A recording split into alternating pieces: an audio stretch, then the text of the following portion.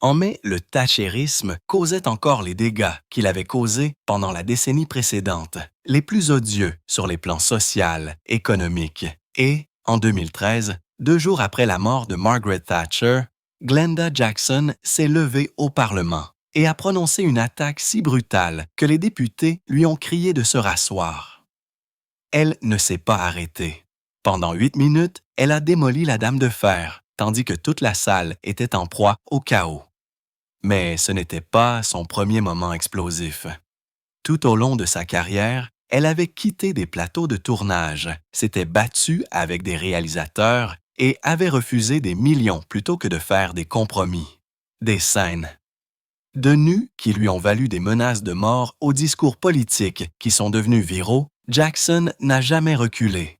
Cette tendance a commencé des décennies plus tôt, et la véritable raison pourrait vous surprendre. Glenda Jackson est née le 9 mai 1936 au 151 Market Street à Birkenhead, Cheshire. Son nom lui vient de Glenda Frell, une actrice hollywoodienne à la langue bien pendue qui jouait des femmes débrouillardes. Ce choix de nom en disait long sur sa mère, Joanne, qui rêvait de quelque chose de plus grand, même en tirant des pintes, en frottant les planchers et en travaillant derrière les comptoirs des magasins juste pour faire vivre sa famille. Après avoir déménagé au 21 Nolan, puis au 21 Lake Place, ils ont vécu dans une minuscule maison à 2 étages avec des toilettes extérieures. Son père, Harry, était maçon et a rejoint la marine et a travaillé là sur un dragueur de mine pendant la guerre. Jackson était l'aînée de 4 filles dans une famille où le travail signifiait la survie. Elle a dit plus tard, « Si tu ne travailles pas, tu ne manges pas. » Et cette dure vérité l'a façonnée pour la vie. Elle a quitté l'école après avoir échoué à son certificat à l'âge de 16 ans, et non 15 ans comme beaucoup le croyaient. Sans qualification, elle n'avait aucun moyen d'aller à l'université. De 1952 à 1964, elle a travaillé de longues heures pour très peu d'argent chez Boots the Chemist.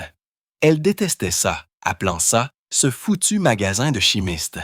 Elle servait les clients, préparait les ordonnances et remplissait les rayons tout en regardant ses camarades de classe, plus riches, s'orienter vers un avenir meilleur. Sa chance est venue lorsqu'elle a rejoint une amie dans un groupe de théâtre amateur au Hoy Lake YMCA.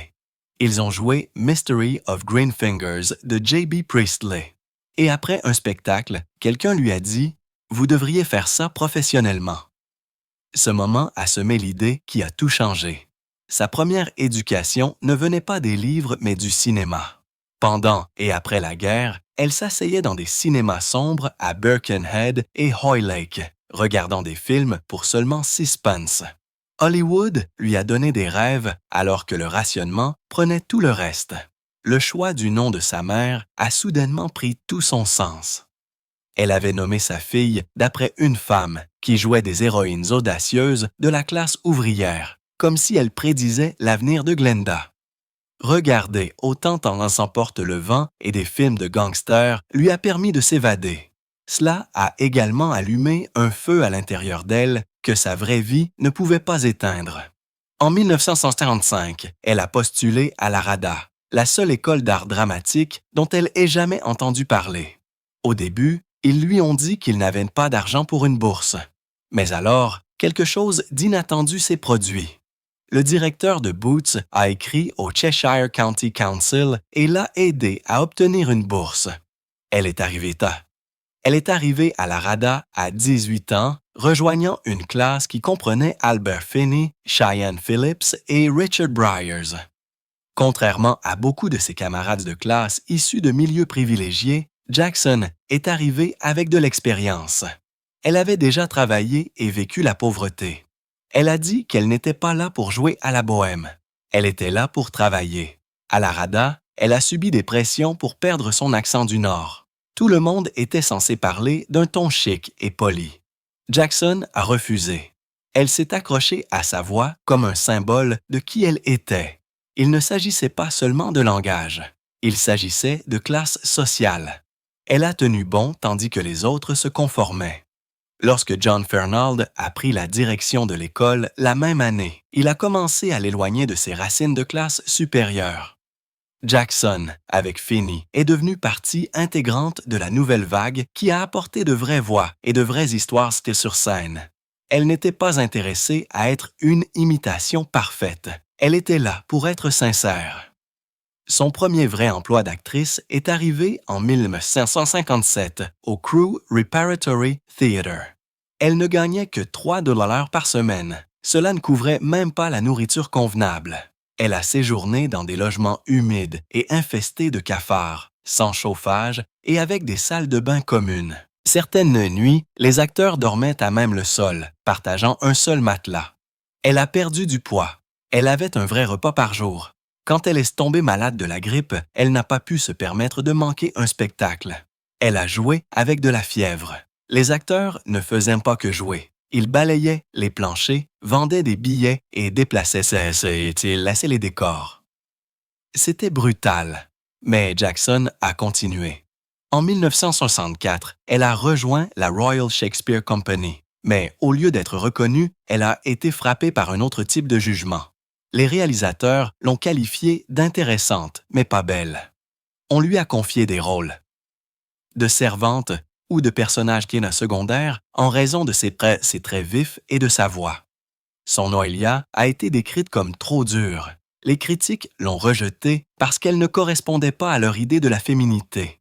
Elle a failli démissionner en 1963. Mais Peter Brook a vu quelque chose de différent en elle.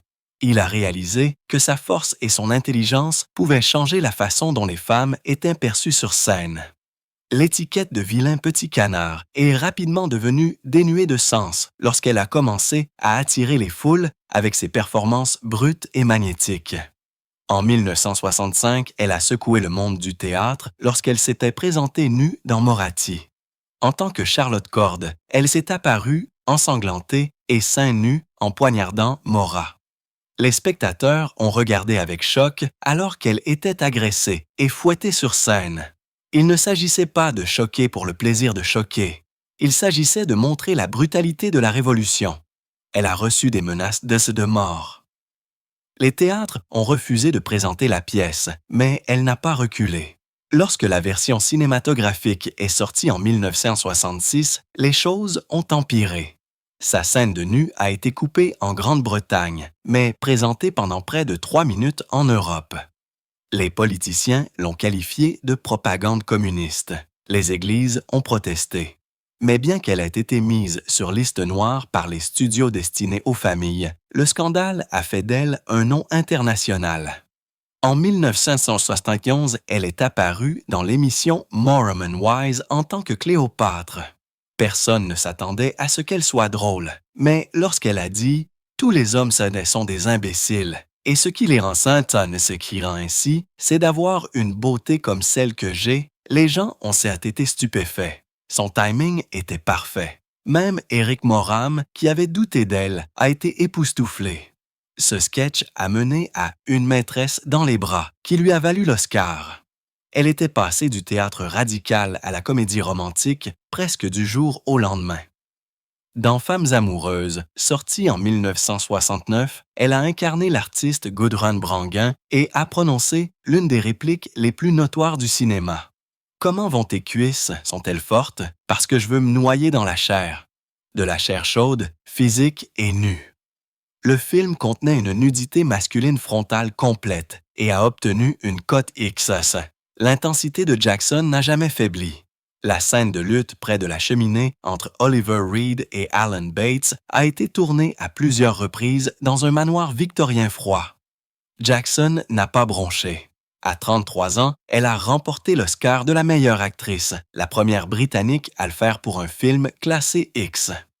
Puis est venue Les Amants de la musique en 1961. Elle a incarné l'épouse de Tchaïkovski, une femme désespérée d'amour et submergée par l'obsession sexuelle. Il y avait des scènes de masturbation et de nudité explicites. Les censeurs britanniques ont fait 18 coupes. Les distributeurs américains en ont coupé 3 autres. Des manifestants se sont alignés devant les cinémas. Certains l'ont qualifié de moralement corrompu. Mais Jackson voyait les choses différemment. Elle explorait un esprit qui se défaisait sous le poids de la solitude. En 1975, elle a incarné Solange dans Les Bonnes. Pour se préparer, elle a disparu pendant 300 semaines, coupant tout contact avec tout le monde. Elle a étudié de véritables affaires de meurtres impliquant des domestiques. Pendant les répétitions, elle n'a jamais rompu son personnage. Les gens sur le plateau les ont effrayés. Sa co-vedette, Susanna York, a vu la transformation se produire sous ses yeux. Lorsque le public a regardé Jackson jouer la scène finale du meurtre, certains se sont évanouis. La même année, elle a joué dans Etta Gabler avec la Royal Shakespeare Company. Le réalisateur Trevor Nunn avait une vision différente et Jackson n'était pas d'accord. À 39 ans, certains ont dit qu'elle était trop vieille pour le rôle. Les répétitions se sont transformées en bataille. Elle a jeté son scénario par frustration. Elle s'est disputée sur les motivations de Ha. Timothy West, sa co-vedette, a dit plus tard que sa présence sur scène était terrifiante, mais personne ne pouvait nier la force de sa performance. En 1978, elle a incarné la poète Stevie Smith. Le scénario était écrit, mais Jackson ne s'y est pas tenu. Elle a lu des centaines de poèmes de Smith et a commencé à improviser. Elle a ajouté des monologues étranges et des versets troublants sur le suicide qui ne figuraient pas dans le scénario original. Ses co-vedettes ont eu du mal à suivre. Trevor Howard a dit que certaines scènes étaient incompréhensibles à cause de ces changements soudains, mais sa performance était inoubliable. Sa lecture de Not Waving But Drowning a glacé le public jusqu'à l'os. Glenda Jackson venait de commencer le tournage de Femmes amoureuses en 1969 lorsqu'elle a découvert qu'elle était enceinte. Elle ne l'a pas dit tout de suite au réalisateur, Ken Russell. Quand il a finalement appris la vérité, il a d'abord été choqué, mais ensuite il a souri et a dit que son corps était encore plus beau à la caméra maintenant. Et il a pris la décision audacieuse de refaire toutes ces scènes de nu juste pour mettre en valeur ses courbes de grossesse. Elle a plus tard plaisanté en disant qu'elle n'avait jamais été aussi belle nue, mais derrière la caméra, les choses n'étaient pas calmes. Les tabloïds s'emballaient avec des histoires d'une liaison entre Glenda et Oliver Reed. Ils ont tous les deux nié, mais les rumeurs n'ont pas cessé. En plus de cela, il y avait la scène de lutte nue maintenant célèbre entre Reed et Alan Bates. Les deux acteurs étaient tellement mal à l'aise à l'idée de comparer leur corps à la caméra que chacun a bu une bouteille entière de vodka avant de la tourner. Un an plus tard, en 1971, Glenda a joué dans Un dimanche comme les autres. Cette fois, elle a incarné une femme bisexuelle, prise dans une histoire d'amour à trois. Cela a fait les manchettes parce que le film montrait deux hommes s'embrasser à l'écran, ce que aucun grand film n'avait jamais fait auparavant. Certaines personnes dans les cinémas ont haleté et ont fait des remarques bruyantes. Certains se sont même sortis en disant que cela les rendait malades. Quelques cinémas ont refusé de projeter le film, mais Glenda s'en fichait. Elle l'a défendu. Elle était fière de jouer une femme qui ne correspondait pas aux cases bien définies de la société. La performance lui a valu une autre nomination aux Oscars.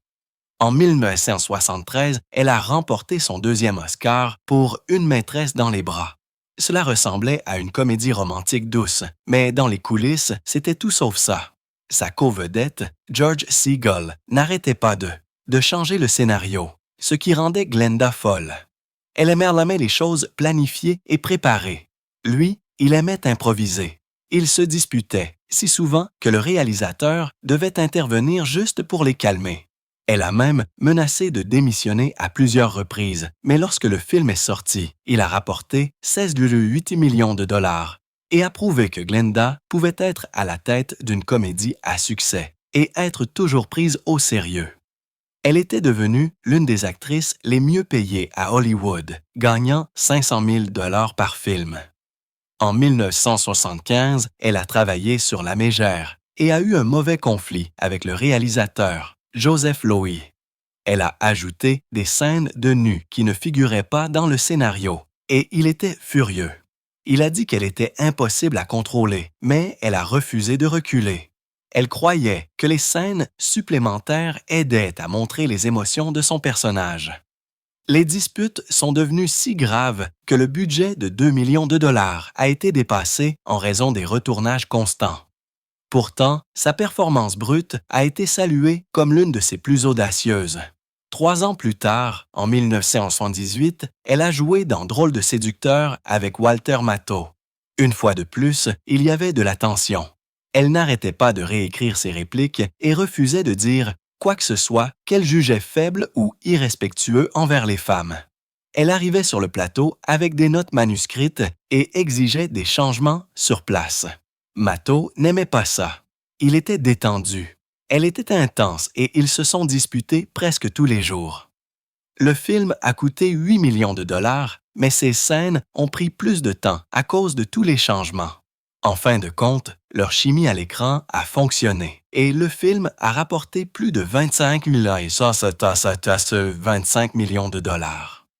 Dans la vraie vie, Glenda traversait une période de douleur.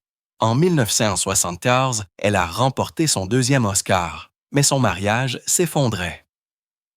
Elle était avec Roy Hodgess depuis 16 ans et ils avaient un fils de 5 ans nommé Dan, mais le mariage n'a pas pu survivre à sa carrière chargée. Elle a dit plus tard que regarder les Oscars, c'était comme regarder une pendaison publique. L'année suivante, elle a commencé une liaison avec un directeur de l'éclairage nommé Andy Phillips. Roy l'a découvert et a demandé le divorce en novembre 1975. Glenda avait gagné pour avoir joué une femme libre et indépendante. Maintenant, sa vraie vie commençait à correspondre. La même année, elle a assumé le rôle de Etta Gabler. Le film comprenait une scène de suicide très intense qui avait l'air horriblement réelle. Ce que le public ne savait pas, c'est que Glenda s'était tellement enfoncée dans le personnage qu'elle a commencé à avoir sa propre dépression. Jouer Ha lui a donné l'impression d'être engourdie et vide à l'intérieur. Sa liaison et son travail ont commencé à se mélanger et elle a admis plus tard que la douleur de Etta a commencé à ressembler à la sienne. En 1973, elle a eu la chance de jouer dans L'Exorciste, un film qui a rapporté 441 millions de dollars. Elle a dit non. Elle a qualifié le scénario de dégoûtant et ne voulait pas en faire partie. Cette décision lui a probablement coûté 2 à 3 millions de dollars de revenus et peut-être même une autre nomination aux Oscars. Le studio la voulait pour son intensité et son talent. Mais Glenda s'en fichait. Elle croyait au rôle significatif, pas à ceux qui font sensation.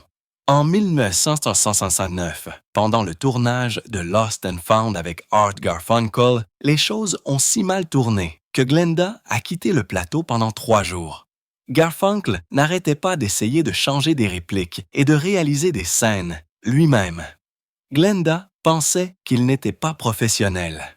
Cette courte sortie a fini par coûter 150 000 $ à la production.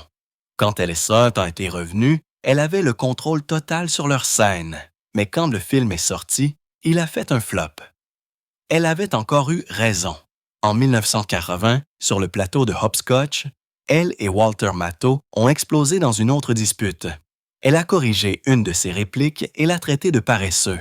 Il a dit qu'elle était prétentieuse. La dispute a été si grave que le réalisateur a interrompu le tournage pendant une journée entière, ce qui a coûté 50 000 $.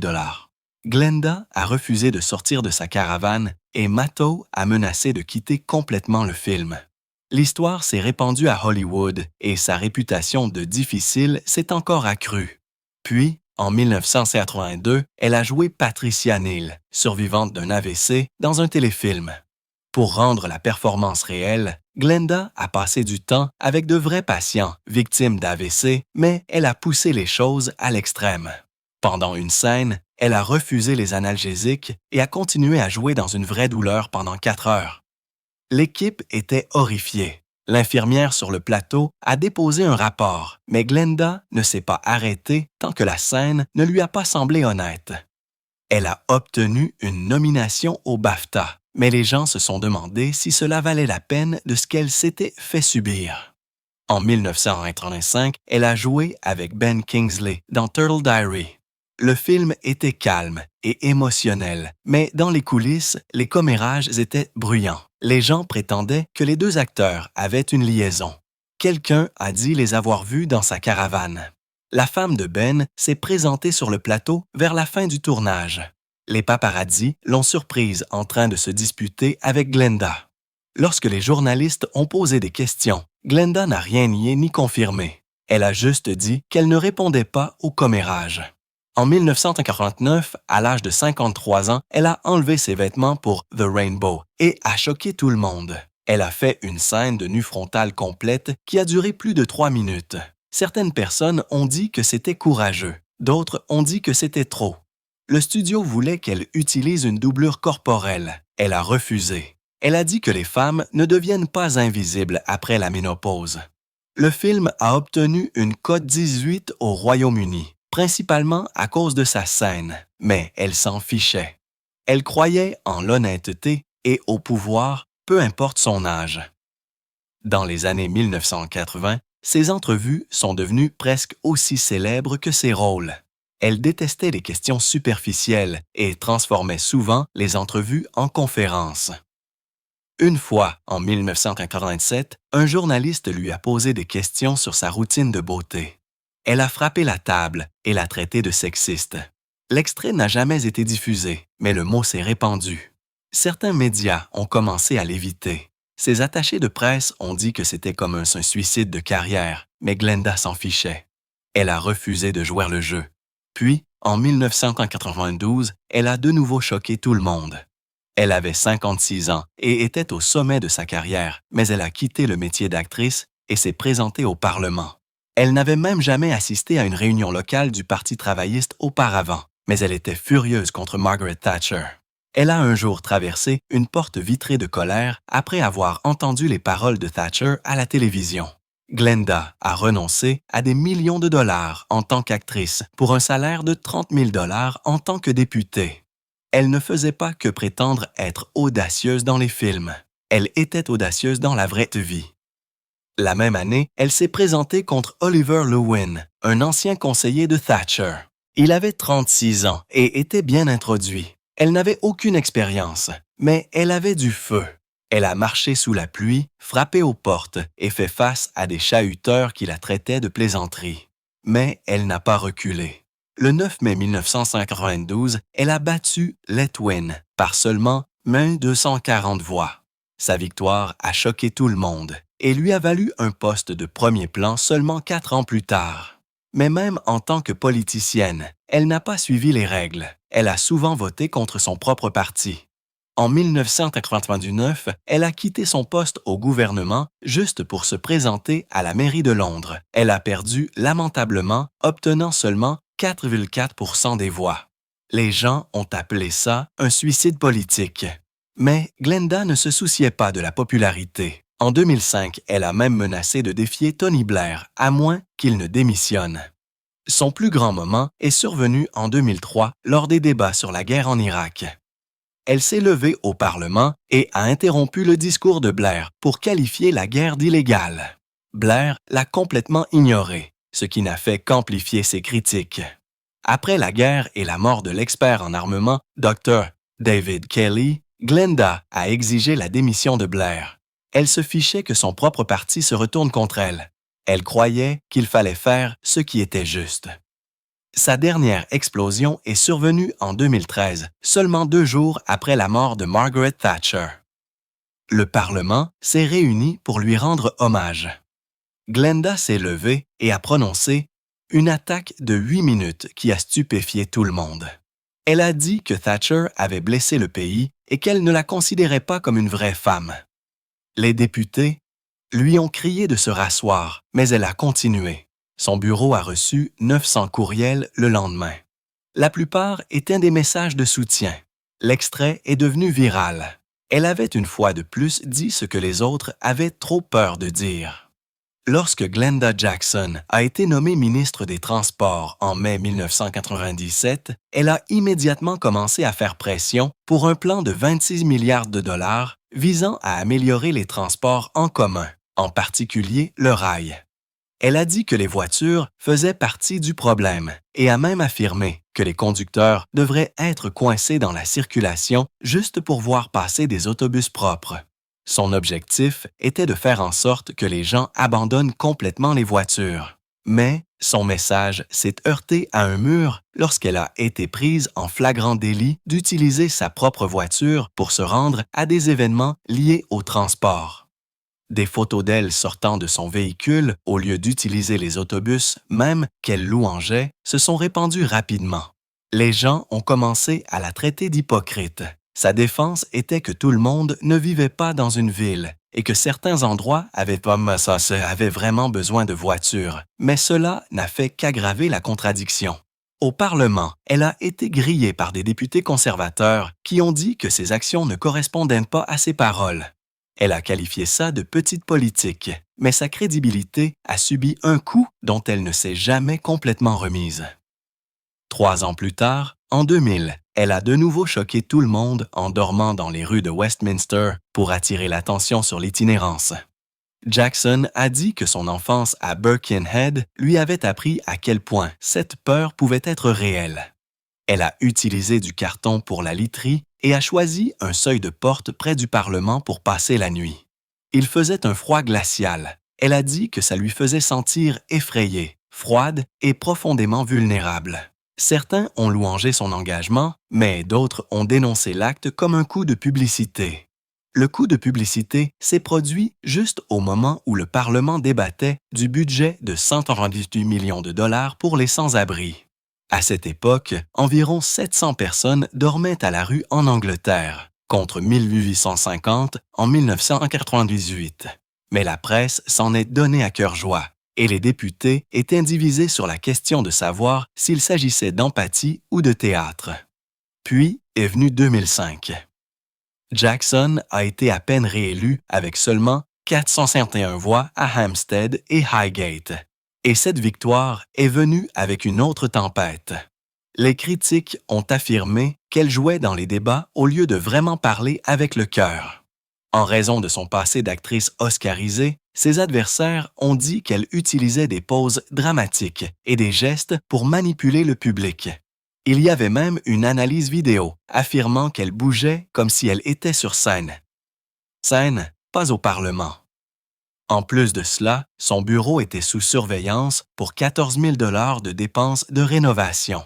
Un rival a dit qu'elle avait transformé la politique en une performance. Jackson a riposté avec véhémence, disant que le Parlement était pour les personnes sérieuses, pas pour les interprètes.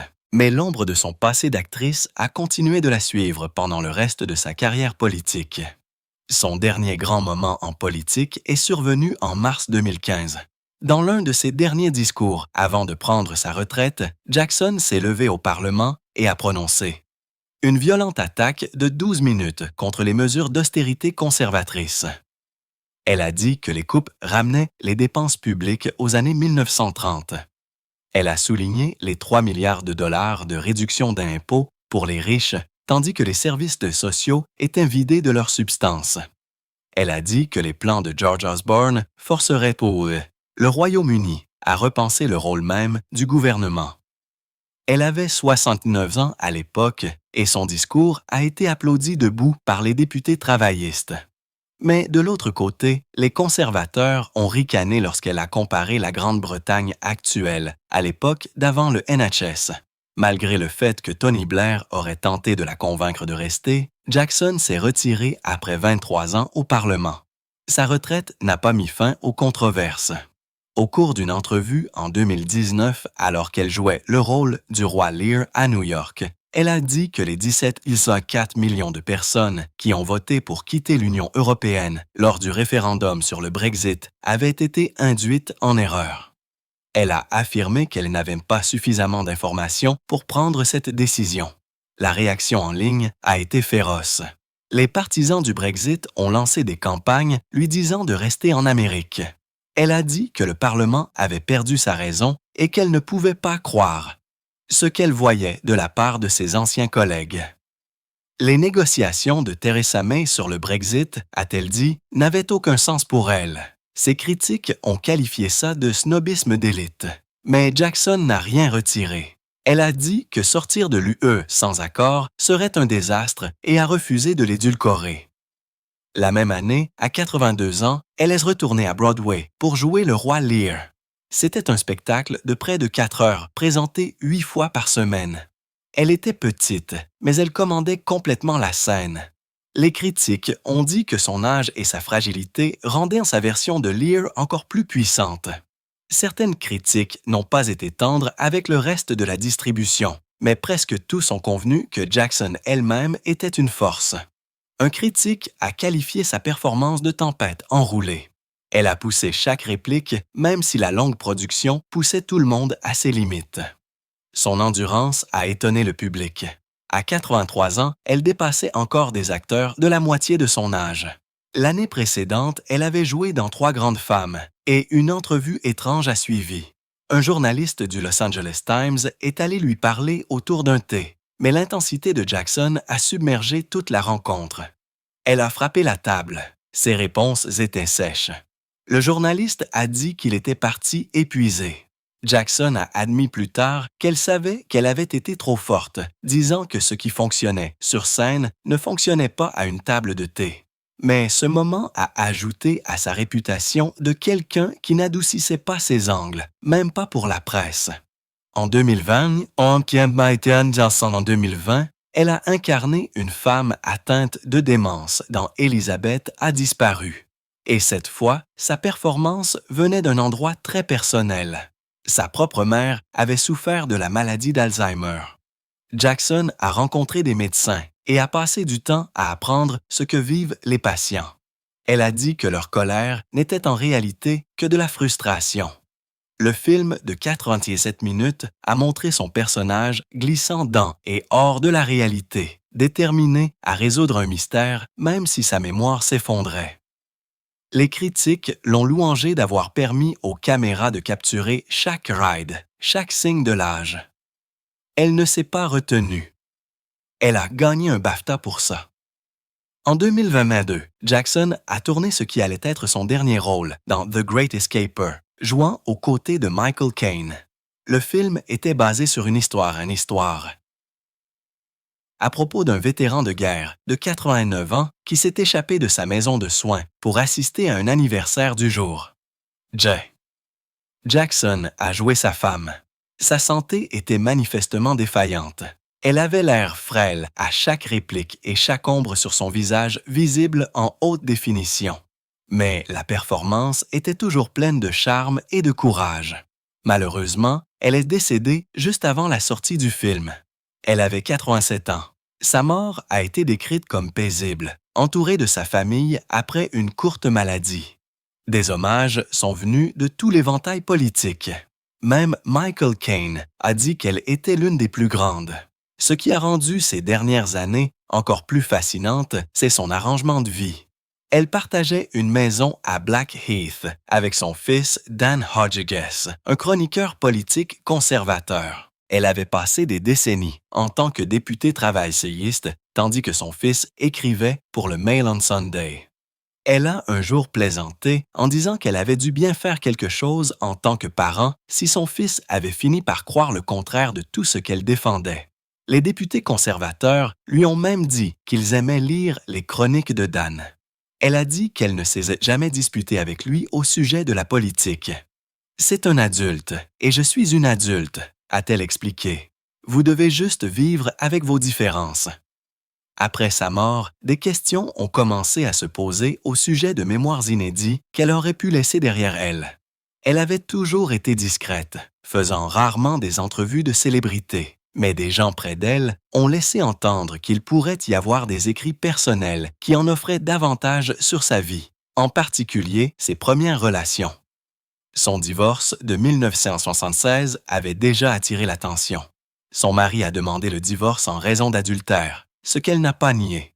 Jackson a dit plus tard « Je n'ai jamais été dans une relation non violente. Elle a souvent plaisanté au sujet de ses peines d'amour. Quand je dois pleurer, je pense à ma vie amoureuse, et quand je dois rire, je pense à ma vie amoureuse. Si les écrits sont un jour publiés, ils se concentreront probablement davantage sur son travail que sur les potins. Mais même sans eux, son histoire se lit déjà comme un modèle sur la façon de vivre avec fougue et selon ses propres conditions.